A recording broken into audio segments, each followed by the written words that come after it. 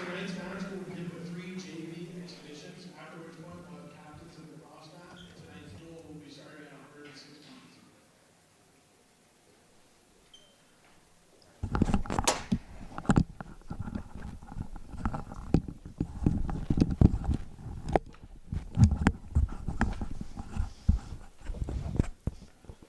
All right, good evening and welcome. Can you hear me over there? Yeah. Great. All right, welcome, good evening, and welcome to tonight's meet between the Goffstown Grizzlies and the Merrimack Tomahawks. We've got some wrestling tonight. I'm joined by Aaron M. What is that last name you got there, Aaron? It's McAloon. McAloon. Aaron McAloon. I will get that by the end of the season. No promises, but I will do my best. My name is Justin Slez. I'm the Assistant Media Services Coordinator for Merrimack TV. I'd like to thank Jennifer Pappas over at Goffstown TV for carrying this game as well over there. So welcome to all the Grizzlies fans.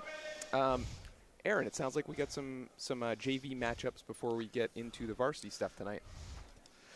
Yeah, it looks like we're going to, this looks like we're leading off at 126 pounds with Seamus Hickey and Wyatt Nelson.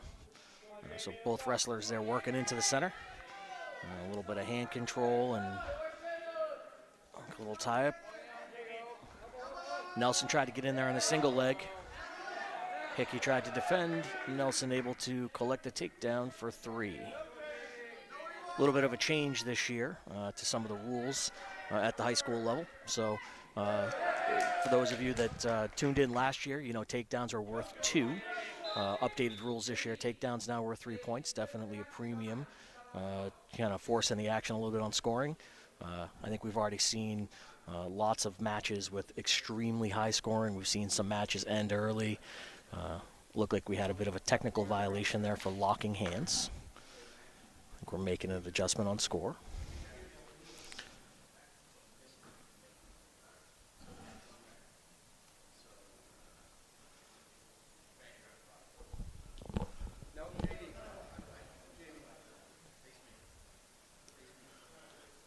Some of the JV wrestlers just working out a few of the kinks here.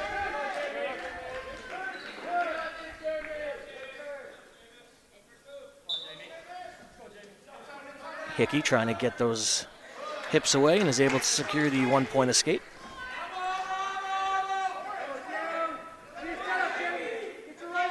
Both wrestlers working hard.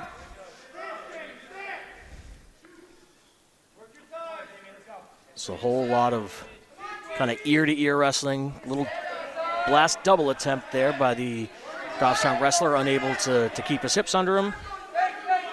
And it looks like Hickey's going to get around for the 3-point takedown. Looking like he's trying to lock up that far side cradle. I think he's got it locked. She's trying to roll him back here. Goffstown wrestler's arm kind of stuck underneath him. Looks like the only thing preventing him from being able to rock back here. Hickey trying to get those shoulders exposed. Referee Nate Montero now counting out near fall points. And Hickey gets the fall. And a nice start for Merrimack there.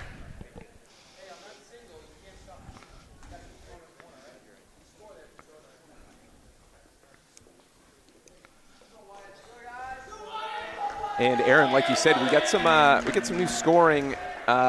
Is it just new scoring this year? Is it there any, I mean, I guess you would categorize it as rules as well, but yeah, it's really just more in-match scoring changes. So we've gone to a 3-point takedown versus 2 last year, and then near fall points. Near fall, basically, you can now score up to as many as 4 near fall points. So, areas of the sport where last year, you could kind of at times you could afford to exchange a 2-point takedown for a 1-point escape.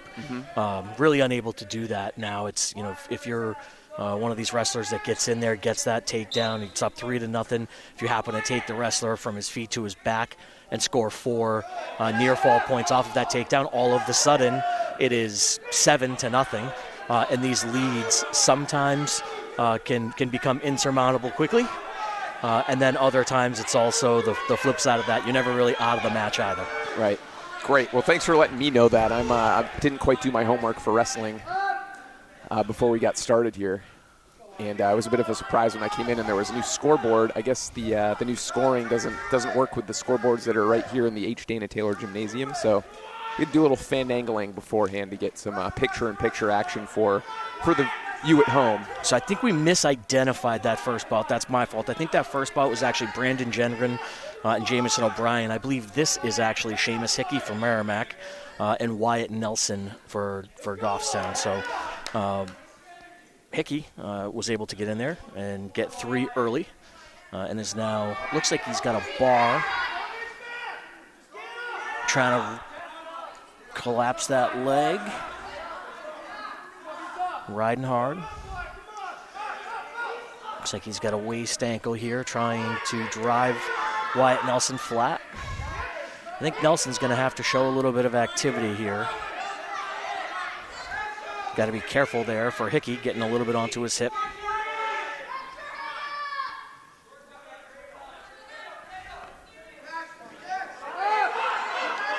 Looks like just kind of a fight for position here. Hickey working hard, trying to get Nelson flattened out so that he can start to work towards some sort of, pinning combination or scoring opportunity.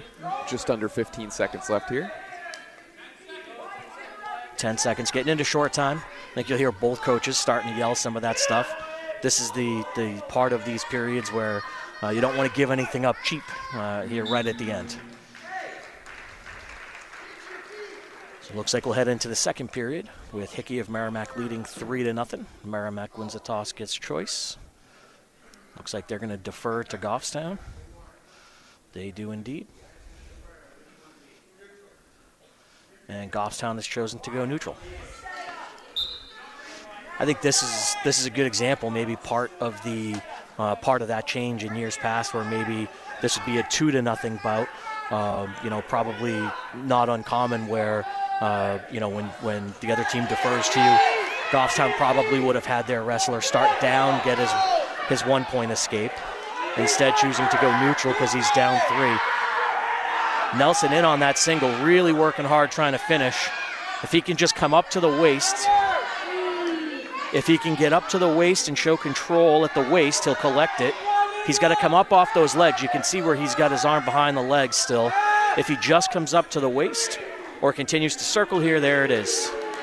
Referee Nate Montero awarding the 3. And very quickly, Hickey is back into that kind of front headlock position. And probably getting close. Well, maybe not. Look like maybe stalemate position. Hickey's got to keep those knees. Got to try to... Oh, a little bulldog there. He collected the underhook, kind of bulldogged him over. And Nelson able to secure the 6-point fall for the Grizzlies.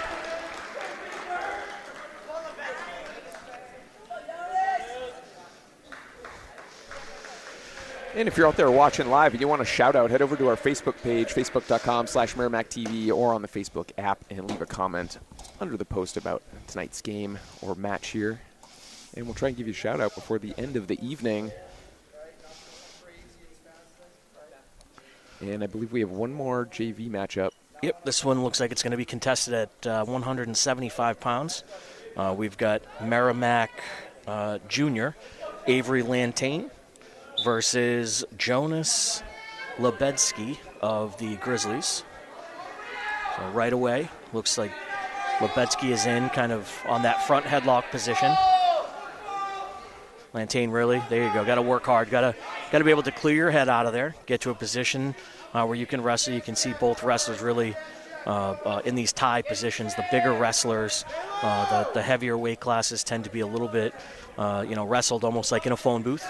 You can see they're kind of head-to-head in some of those tie-up positions. Both wrestlers kind of fighting for position. The preferred position here would be to be able to get to an inside tie, but again, looks like front headlock position for Lebedski, but Lantain able to fight that off. You see a lot of head-to-head, ear-to-ear tie-ups, right? A lot of underhooks and overhook action at some of these heavier weights. Looks like Lebedski there had a little bit of a Russian tie that he's trying to transition into a little bit of an ankle pick.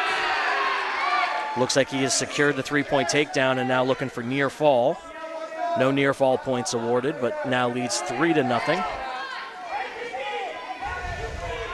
He's got that arm draped around the front. Lantain needs to be able to turn his hips to the mat, trying to get his hips flat to avoid giving up any of those near fall points. Lebedski now looks like he's trying to run a half. He's got the half, reaching for the near ankle. Now maybe searching for a cradle, looking for that far side cradle.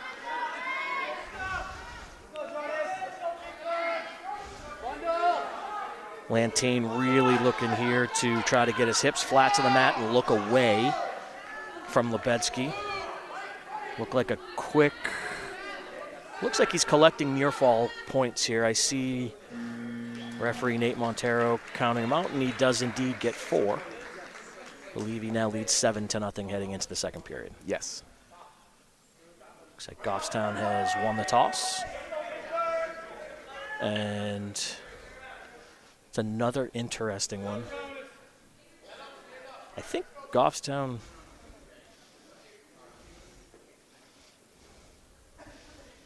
I may have missed that. I thought Goffstown won that toss.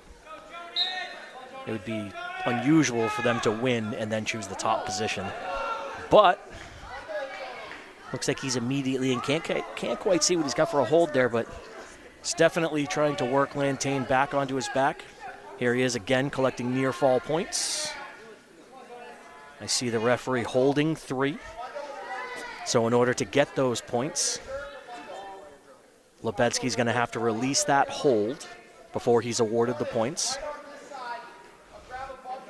And you can see there he released the hold. He's awarded those points. I believe that makes it 10-0 in favor of Lebedski from the Goffstown Grizzlies.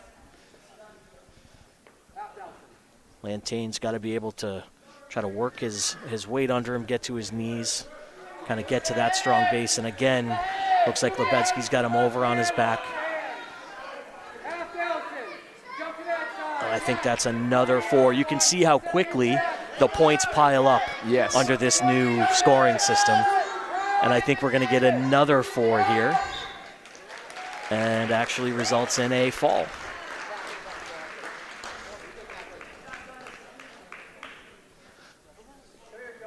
I think that does it for our JV bouts. I think we're going to move into our varsity duel here. It sounds like we're starting at 106 pounds tonight.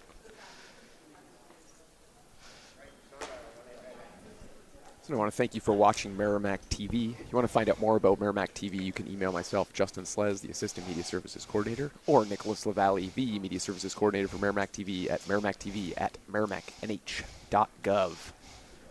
So we've got captains to the middle here for Merrimack. I see Landon Schultz and Avery Berardinelli. I think we're just waiting for our referee.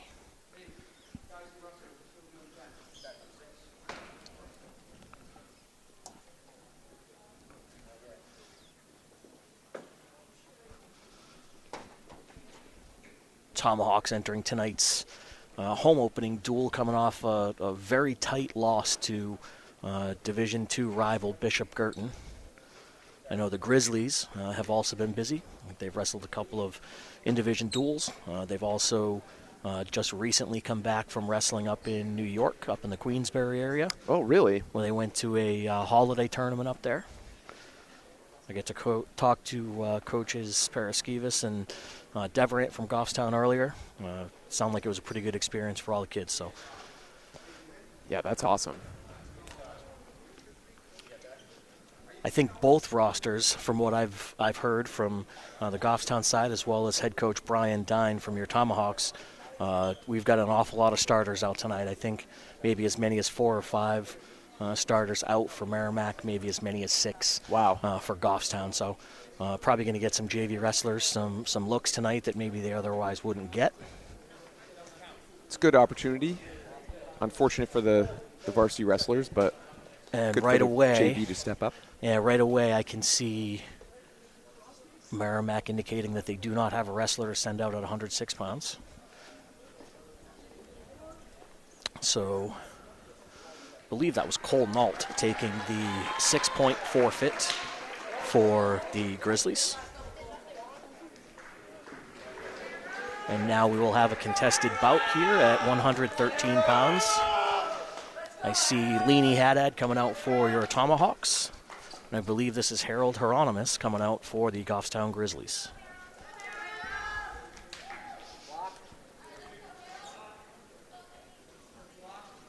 Leanie having a really good season here. Leanie's a senior.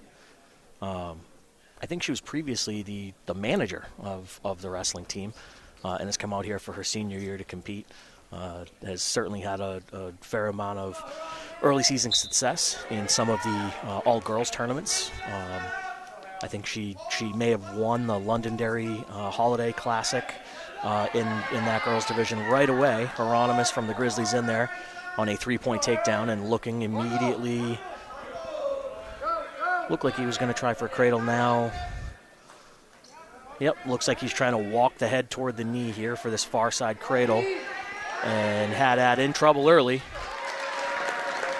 And it's a quick fall for the Grizzlies to go up 12-0.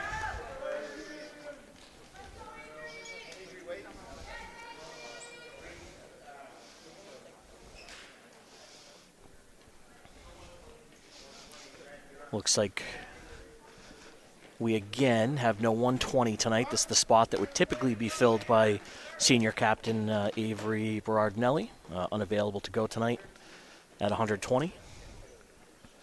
And it looks like the Grizzlies are going to send out, I think this is Adri Reeves, to take a forfeit,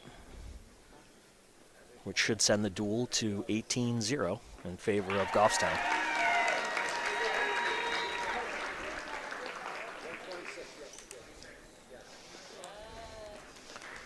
So we move to 126 pounds.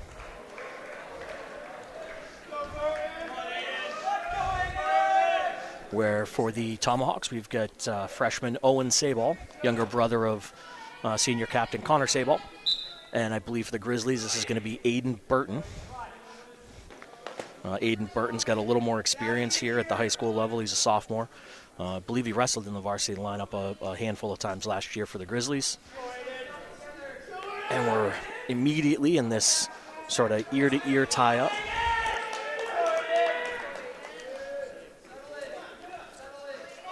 Lots of hand fighting and, really trying to control the head, looking for kind of be heavy on the head, get some of these snap downs going. You can see the wrestlers circling well around the center of the mat.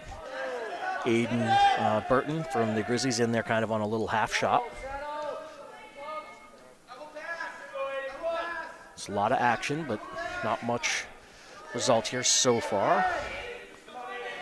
You can see Owen Sabal in there on a little kind of sweeping single attempt, unsuccessful. Owen Sabal kind of sprawling and getting driven across the mat here on this takedown attempt by Burton. And now circling hard, really trying to stuff that head and circle around to get his 3. And he has collected 3 points. Another sort of rule change. We've gone to more of the collegiate style out of bounds rule this year. And so you're going to see a lot more wrestling on the edge, right? So really now any part of either wrestler being inbounds, that action will continue unless it's deemed some sort of safety risk by the official. Nice mat return there by Owen Sabal. Continues to lead 3-0 over Burton of Goffstown. Good action here. 126-pounders tend to have a little bit more activity than some of those heavier weights. Just under 10 seconds to go here. This is an area where, for Sabal, you don't want to give up any sort of escape. You don't want to give up anything late, and he's able to do that. So Sabal is able to go into the second period here leading. Goffstown wins it, defers. Merrimack wrestler chooses down. So Sabal starts this period in the down position. Immediately to his feet, starts to work on those hands, trying to get his hips away. Collect that 1-point escape. Little mat return there for Burton.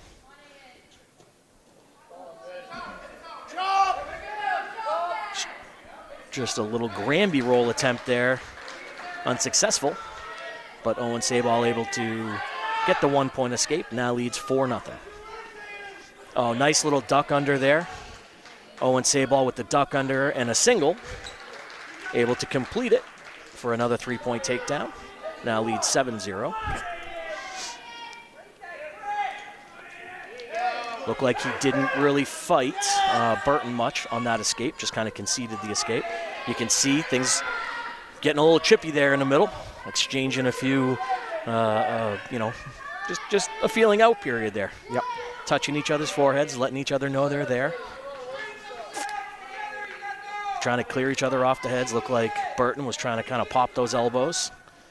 You can see Burton maybe trying to work a little slide by of his own. Nice level change. Very nice level change there by Sabal. Able to keep his hips under him, complete that double leg. Excellent, safe mat return there. Now I believe leads 10-1. It's an interesting aspect. This isn't WWE. So when you take a wrestler up in the air like that, it is that wrestler's responsibility to safely return the other wrestler to the ground. And it looks like we're collecting back points here. Danger position. Owen Sabal able to get the fall for the Tomahawks and collect 16 points. Great. Thanks for clearing that up as far as getting them up off the mat. I feel like I hadn't seen a lot of that in the past couple years we've been covering this. Yeah, it's definitely a little bit different. I mean, in folk style, right? You're responsible if you're going to lift a wrestler. You're responsible for safely returning them. You'll see a lot of things in Olympic style wrestling, either freestyle or Greco-Roman, where throws are a lot more prevalent. Being able to take a wrestler from their feet to their back are huge scoring moves in those styles. And really, it's on contact. It's really more, folk style's a lot more about control.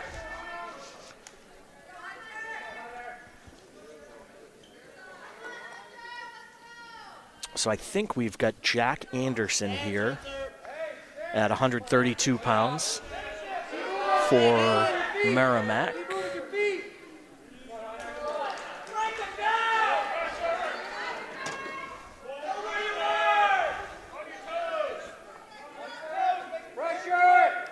For the Grizzlies, I believe this is Hunter Sheldon. This is one of those spots where the Goffstown wrestler typically would be Ben Walton. Oh, looks like he's in a real tough position here. I think I see the bar arm locked up under there. And the Grizzlies collect another 6-point fall at 132 pounds.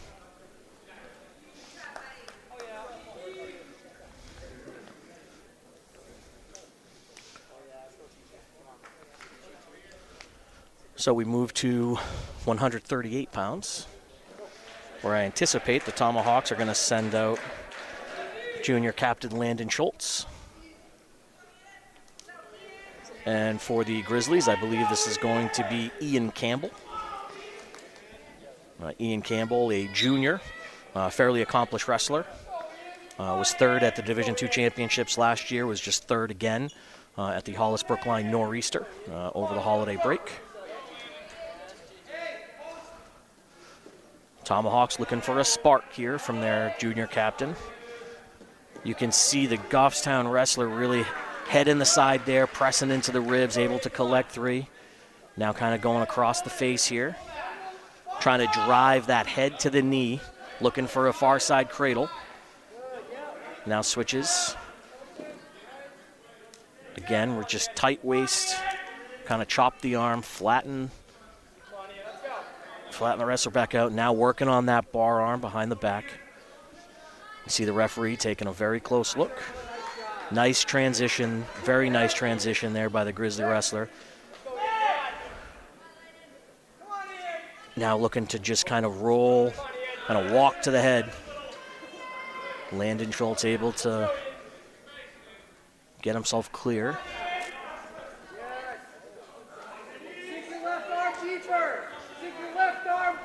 Now look like we're in a danger position.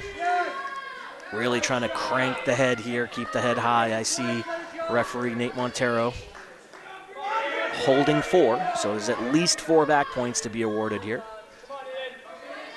Ian Campbell looking for the fall. Schultz in some trouble here, trying to fight it off, gets his hips down.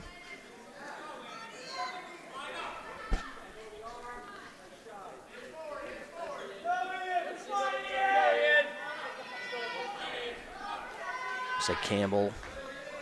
I think I see he's got that kind of Western hook in there. I can hear Coach Dine from the Merrimack bench asking him to kind of kick out of that Western. Again, going across the back. And that concludes period number 1. I believe we're 7-0. I don't have a good Yes, we're 7-0.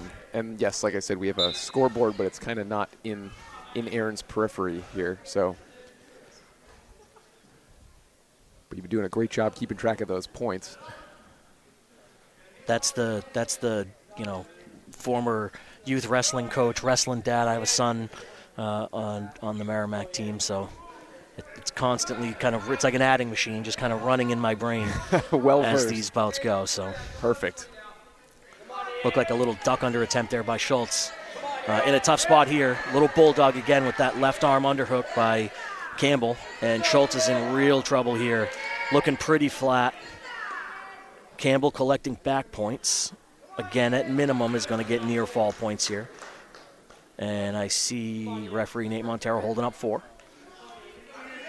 Really loves to take this little bar arm. I can see him again trying to work it across Schultz's back.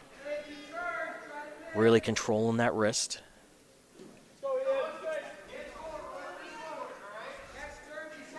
Schultz working hard. Trying to keep those wrists free. This is an interesting case of, it can be deceiving to watch. You'd think, well, geez, how come Schultz isn't doing anything down there? And the reality is that Campbell's just a darn good wrestler, really exerting his will with some of these, technical, small but technical things. It's really difficult, something like just very simple wrist control, having your arm sort of being held in the small of your back.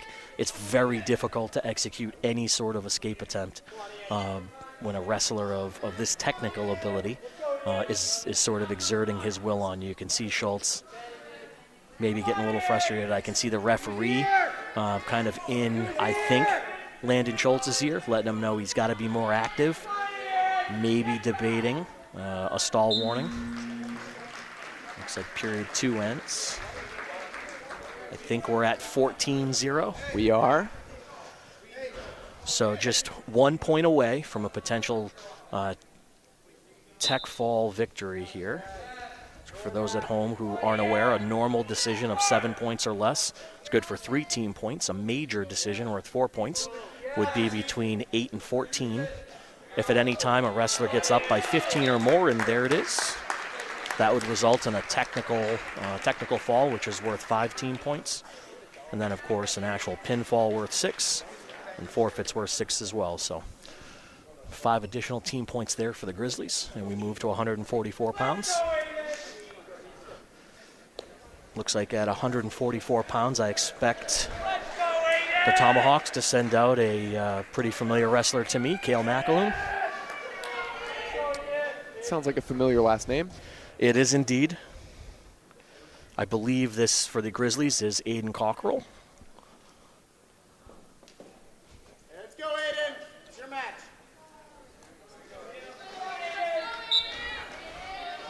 Looks like Cockrell of Goffstown, pretty active right off the whistle there, immediately trying to initiate the tie. McAloon immediately looked like he went for the double, ended up with just one leg. Now able to get both arms back. He's got to work to get his head to the hip, which he's done. And now going to try to circle to that. Oh, got to be careful. Kale's been working hard on a few of these small technical things like staying off his hip. Now he transitions again, able to get to the waist and collects the three-point takedown. Digging deep. I see looks like he's got the tight waist here. Kale really been working on staying patient. I see he's got a half. Looks like he's reaching for, I can't really, oh, there you go. He's reaching for that near leg, trying to drive Cockrell flat. Looks like he might have had a bar briefly there again. McAloon digging in the half. Looks like he's got the wrist locked up here as well underneath. And really just trying to circle to Cockrell's head now. Looks like he's unable to do it, so he's going to move to the near side leg. Try to drive him over, getting very close to the edge. Got to be aware of where you are on the mat. Again, this is one of those new sort of nuances where in years past this maybe would have been whistled dead. Oh! We've got, oh, wow. That was a shocker. These are the small mistakes that you cannot make in wrestling, or they will cost you. Yeah, that turned quick, huh? That did indeed turn quick. That's a tough one for the Tomahawks. I'll say it because he belongs to me. That's one. That's one for the Tomahawks that you just have to have. You can't give that up to maybe the second or third string wrestler from the other team on a night like this. Tough one for the Tomahawks. Out there now for the Tomahawks, I see Braden Callan, another second-year wrestler, sophomore for the Tomahawks. He's in there with Stevie Damboyce. Tall, very tall task for Braden, stepping up to the varsity lineup tonight. He's had a couple of opportunities this year to do so, but he's in there with a very, very good wrestler in Stevie Damboyce, a junior for the Grizzlies. Was a D2 runner-up last year. He was fourth at the Hollis Nor'easter, and then at that Queensberry Holiday Tournament out in New York, he was actually won his bracket, was the champion in that tournament. So tall task for a JV wrestler stepping up into the varsity lineup tonight for Braden Callan. Pretty good job right now. Lots of hand fighting. Looked like a little fireman's attempt there. Results in a quick takedown. And now Braden Callan trying to fight off his back. Damboyce looked like he was, I think he did. I see the referee holding 4, so should be 7-0. And just like that, as we talked about early on, you can see how quickly the scoring happens with some of these new rules. You get that 3-point takedown into an immediate 4 back points, and it's 7-0 in the blink of an eye. So you can see Damboyce stepping over there. You can see he's not getting any count. He did get the fall. He wasn't getting count there because he didn't release the hold. So you can only collect back points on one hold, I guess. So once you've got the hold and you collect the back points, you don't get credit.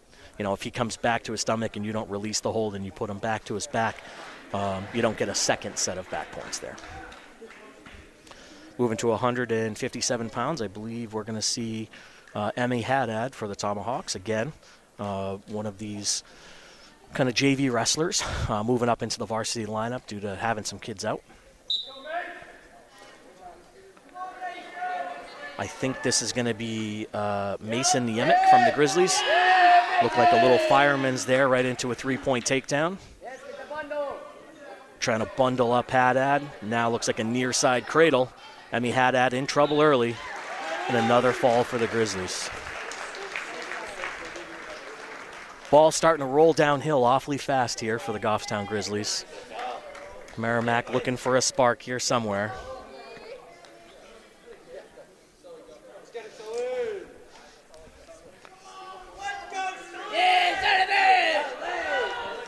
Merrimack. I don't think we're going to send a wrestler out at 165. I see Sullivan Conley for the Grizzlies at the table checking in. So could be the Grizzlies collecting another 6-point forfeit here. Sullivan Conley's, yep, going to collect a 6-point forfeit. Probably not the way he hoped his night would go. It's Likely not. Fine to get your hand raised, but I think every one of these wrestlers wants to get a bout. Yes. At 175 pounds, I see the Tomahawks sending out sophomore Carter Anderson. And for the Grizzlies, looks like it's going to be Tyler Osorio. I anticipate a good match here. Carter Anderson had a really good freshman season, wrestled most of last year between 150, 157 pounds. He's a football player, very big, strong, athletic kid. Osorio, I believe, is also a football player. He's a sophomore. You can see good builds on these kids, good, big, athletic kids. Osorio took 4th recently at the Hollis Brookline Nor'easter. You see a little bit more of a mix here. These are bigger wrestlers, but still very athletic. So you see a little bit of a mix of that sort of wrestling in the phone booth, head-to-head ties, lots of wrist control, and some, more athletic wrestling that you'd expect to see maybe at the lighter weights. So looks like Osorio's got a little bit of a front headlock and underhook situation here. Really like to see Carter Anderson be able to clear his head, trying to clear his head. Oop, looked like he was trying to maybe lift that arm and duck under. Ultimately, this is where Anderson wanted to get back to more of a neutral position. Anderson wrestling through a headgear issue, it looks like. I think I see his headgear somewhere down around his neck. Osorio's got him in trouble. He's got him kind of at the hip. No points awarded yet. Can't tell. And now the points are awarded. Looks like Osorio maybe collected the leg there. So Osorio leads 3-0 over Anderson. You can see Carter Anderson trying to work up into that tripod position, get himself up into his base. Ultimately, Carter looking to get into his base and then maybe kind of knee slide, create a little bit of separation, try to work some sort of escape or reversal. Osorio, very patient here, kind of chops the arm and collects the wrist. Now looking like he's got had 2-on-1, looking for a 2-on-1 tilt. Able to collect it, and he's collecting, look like 2 back points there at the end.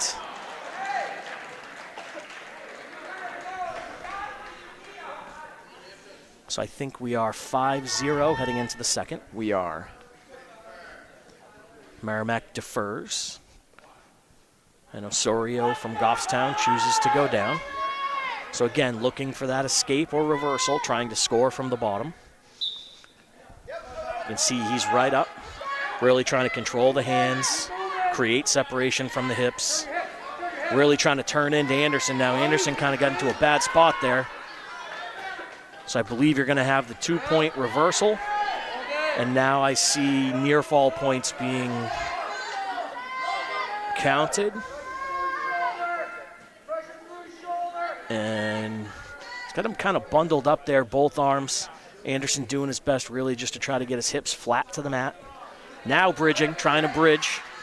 Looks like he's able to kind of get his hips down briefly there. Osorio doing a nice job of pressuring into Anderson so that he's not able to get his hips down to the mat. Continues to have him in that danger position. Referee still holding 4, which means Osorio is still continuing the same hold. Hasn't awarded them yet, but for all intents and purposes, they're there on the board. Looks like a little kind of wing here. And there you go. I think I just heard the Grizzlies coaches imploring their wrestler to show his hands. And I think what they were really looking for there was to display to the referee that he had released that hold in order to get those 4 near fall points.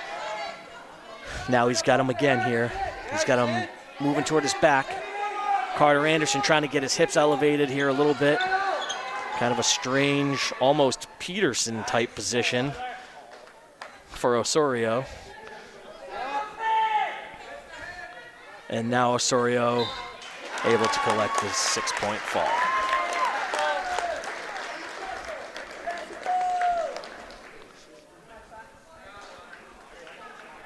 So we move to 190 pounds.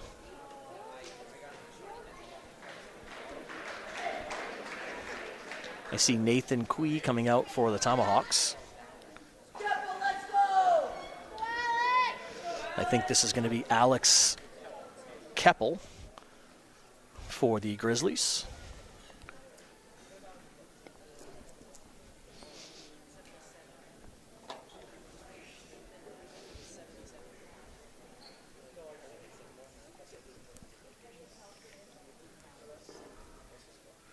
Looks like we're trying to figure a little something out here at the scorers table. While we're trying to figure that out, I want to remind you, if you want more MHS sports action, you can download the Merrimack TV app. Get all that good sports action on demand, along with meetings and all kinds of other good stuff on Merrimack TV. I think Nathan Quee, another kid that I believe he's a first-year wrestler, certainly new to the sport, and has just sort of been thrust into the varsity lineup. It's a quick takedown there for Keppel of the Grizzlies. Quee sort of thrust into the lineup with an injury to Leland Eaton, who was kind of, or had been kind of holding down that 190 spot for the Tomahawks. But Nathan, always ready, willing to step into the lineup and try to give the Tomahawks everything he's got here. Looks like a little power half attempt there. Not successful. Quee briefly able to get to his feet, but returned quickly by Keppel. Looks like a little chop, and he's got him flattened back out. Again, I see a power half attempt here by Keppel, but Quee able to get back to his base. Keppel again with the arm chop and a mat return. Keppel continues to lead here, 3-0. Can hear them Grizzlies looking for a bundle here.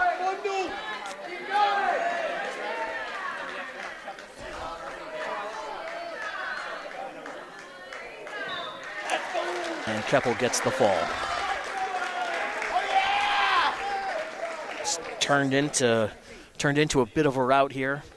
I don't think either squad has their typical lineup per se, and sometimes when that happens, crazy things happen with team scores. We move to 215 pounds, where I see Merrimack sending out Joey Elnar.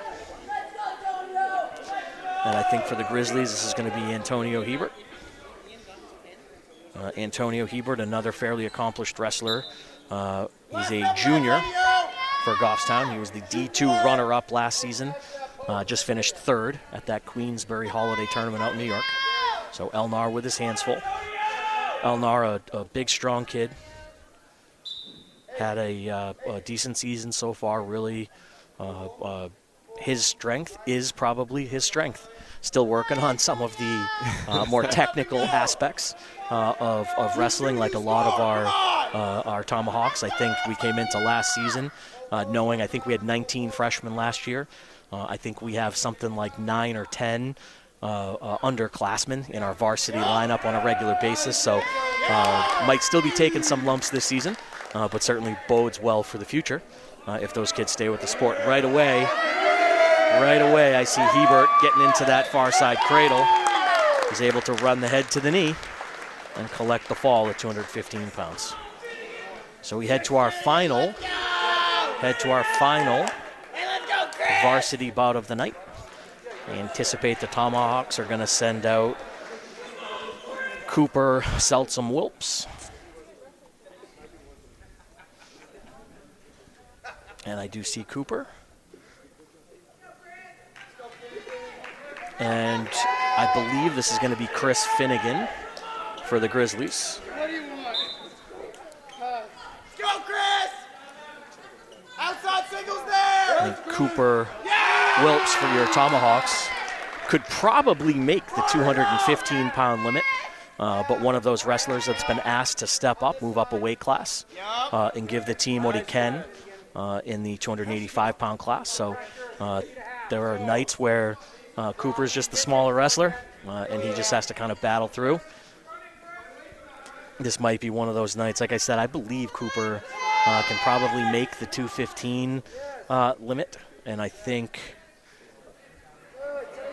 I don't see Chris Finnegan on the weight sheet tonight, but that's another fall for the Grizzlies. So that'll conclude tonight's varsity duel. I believe that's going to be a final score of 65-6. I have 59-6. Okay. I'm not sure if we were missing. I'm not sure if they put that final 16 points on the board yet. I think we were 59-6 going into that last bout. Thank you. Okay. So I believe that's going to make it 65-6, and then we have one little bonus coverage for you here. Ooh.